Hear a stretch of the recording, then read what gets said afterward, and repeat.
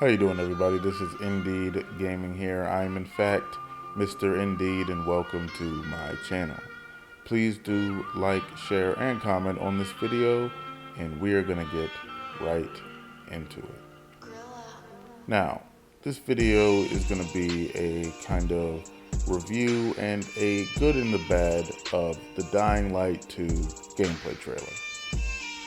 Now, I'm only doing the good and the bad because I'm not actually seeing any ugly, if I'm being honest.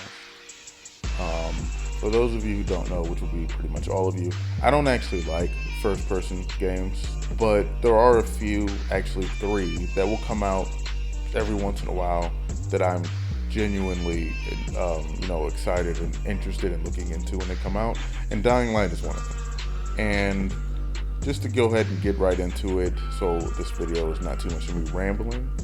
The good, obviously, the graphics, the lighting. I think the game looks amazing. I can only imagine actually playing it on the PS5 once it actually comes out. Definitely can't wait for that. The parkour looks amazing as usual. It doesn't really look like there's too much different than the first game, but to be fair to them, I'm not really sure there was too much more that they really needed to do as far as the parkour, except make things a little bit smoother and stuff like that. You know, the kind of brushing up on things, making things a little better. You can always improve things a little bit at least. And then the bad. The bad for me anyway, and I feel like this is probably a bit of a niche thing, but you guys can let me know what you feel in the comments. They did make a point to say that they wanted to make the heavier weapons feel heavy. I like that. What I do not like is that when it comes to the melee combat, it seems as though your camera operates separately from your body. And I don't like that. It's like, it's not enough to just make your character swing a weapon at a certain speed and move their arms at a certain speed in front of this camera that is supposed to be your eyes that seems to be operating separate. And that's really my issue with what I'm seeing in the combat here. Like, when you're watching him swing the weapon, it doesn't really look like he's moving with it. It looks like his arms are just moving, and there's like something, he's looking out of something that's separate from his arms. I don't like that. I think the best first-person melee combat that I've seen anyway, as far as that, is Red Dead Redemption 2. I feel like they did it the best because the camera, it still reacts like you're in, like, there's nothing lost from going to third person to first person. The character's weight and everything is still there. And I think that that's something that I want to see more in these first person games as they come out. And it does seem like they're trying to improve it, so I don't want to pretend like it doesn't seem like they are. But I feel like that camera motion is very important. And to be fair to them, I want to say in Cyberpunk 2077, there was like the actual setting that you could turn on to make your camera sway more. So it's possible that that's a thing in melee combat in this game, and they just don't have it turned on for the trailer, just so you can get a better look at what's going on, which I would understand. Obviously, there's certain things that I won't know until I actually have my hands on the game. Like, I don't know how much weight each weapon feels like it has, or if it even does. I don't know how much your character feels like they have weight, and I hope it does. But that would be if I was trying to come up with anything that I feel like is they kind of lost me on, or they could have done better on. From what I see anyway, that would be it. I'm really interested, I must say, to see what they're gonna do with this game going forward. It seems like there's a lot of elements to this game and a lot of things to this game that they could make this game go for a while. I mean, Dying Light 1 went for a very long time as far as DLC and player base. So I can only imagine this one's gonna go further. I'd be interested to see if we get like certain PvE and PvP modes where we get something similar to a Dying by Daylight, just with parkour zombie fighting people. And the monsters are the special zombies that we have to fight in the game, and maybe the person who's a zombie gets to pick between which one he wants to be. There was already a mode kind of like that in Dying Light 1, and it was stressful. I played it a few times, and that shit got stressful sometimes, man. God damn. But I would really like to see a mode like that, and maybe even if they did a mode like that, they could have it like like Dead by Daylight, where there's 4 of you, and the person who's playing with the zombie, they kind of get to control the zombie hordes and maybe even the special versions of zombies in a way, so that they can kind of get them to help out. Because I mean, obviously your character's a lot more mobile and capable in this game than they are in Dead by Daylight. So that would be really interesting to see. I'd even be interested to see if they have like maybe some PvE missions and online gameplay that you can kind of queue up for missions where like maybe you and 4 people, or you by yourself, or you and one of your friends has to go into one of the hives at nighttime, and you guys have to sneak around to get down to whatever special thing is in the bottom of the hive or whatever. Like, I would love to see some missions like that. I would love to see just a survival mode PvE mission in this game. So, I mean, that's all I really have. I'm really interested in the possibilities of this game. Definitely something I'll be featuring on the channel. I know I usually do For Honor content, but that's really just because For Honor is the only game I'm really playing at this time. So, I mean, as more games come out, I'll be doing videos on more games. It's actually really nice to be excited for games to come out again. So let me know what you guys think in the comment section below. Here is the trailer without me talking over it, and I will see you in the next one. Indy.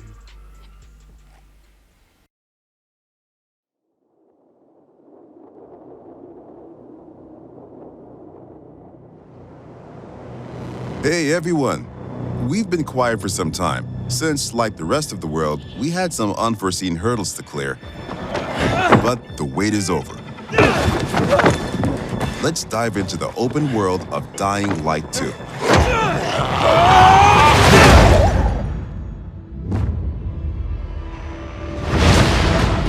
The last slice of Dying Light 2 showcased the mission from the main storyline. You get after those fuckers. You saw how your decisions influenced the narrative and notably changed the environment. This time, we want to give you a broader look at the game and a sneak peek at some of the things we'll be talking about in upcoming months.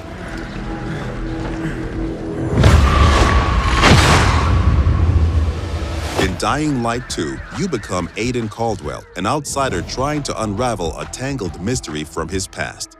Its trail leads him to the city, probably the last bastion of mankind in the world. Shit!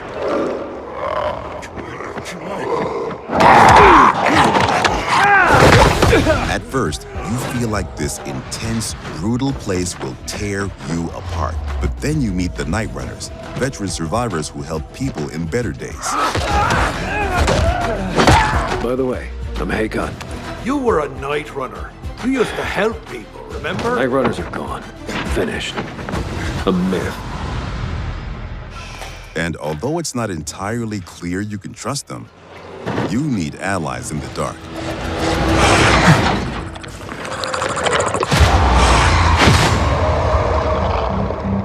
And these are the modern Dark Ages. It's been 15 years since the apocalypse and the world has changed. The old civilization has fallen, but a new one has been built on its ashes. People fight desperately for scarce resources. Rules are broken, and weakness is punished. She's innocent! 3 factions struggle for position in the city. Survivors pride themselves on being able to adapt to any circumstances and cobble together safe zones almost everywhere. Peacekeepers, loyal soldiers who want to impose their version of law and order and trample all in their path. Renegades, ex-prisoners serving their ruthless colonel, seeking to become sole rulers of the city. Where is Waltz? Make him tell me.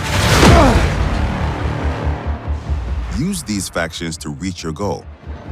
Help or harm them to reshape the city to your liking.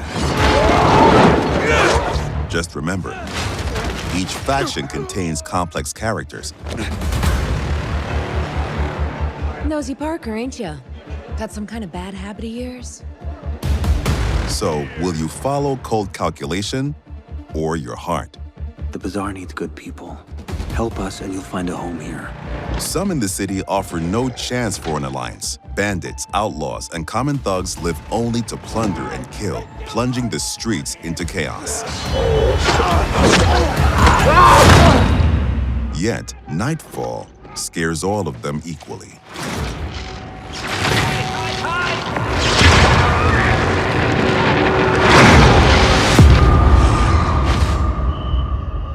Darkness changes the rules of the world.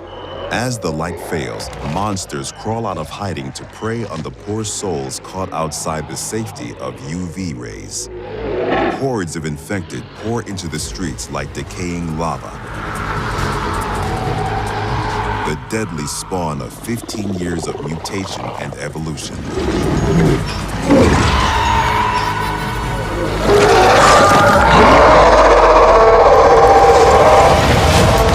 Your only escape? Exploit the city's verticality and flee to the roofs. Though even there, you are never safe from swift and deadly virals.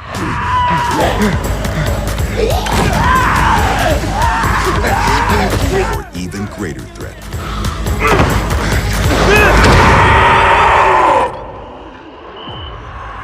Yet night brings opportunity as well. Nests rife with infected during the day now lie empty. To explore them, you must tread carefully. But those brave enough to face the terrors of the night can loot a jackpot.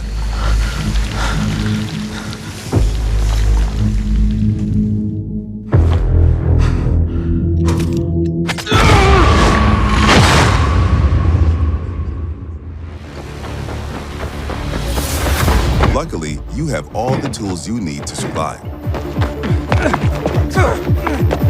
Your extraordinary parkour skills allow you to navigate even the most treacherous terrain.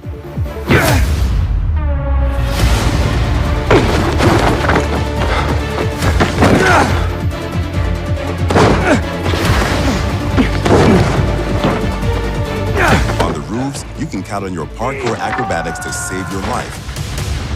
But often, you'll have to face your enemies head-on. And then you have to be smart, resourceful, and determined. We've worked hard on the essence of our combat, making sure swinging a big, meaty weapon is fun, satisfying, and well executed. But even the most brutal fights can be tactical as well. You have multiple ways to hone your skills toward the gameplay style that suits you best. It's up to you if you focus mostly on mobility and parkour, or aggressive, blunt force combat, or a crafty approach where the tools you've created get the job done. Every ability you learn can be a game changer and possibly a new favorite move. Things move fast and quick in Dying Light 2. Each moment matters. Each move could mean triumph or defeat. Choose your actions and friends carefully. Everything you do in the city can reshape the gameplay environment, change the course of the narrative, and decide the fate of the city's residents. But most importantly, you decide your own fate as well. You're about to turn. Make sure to stay human.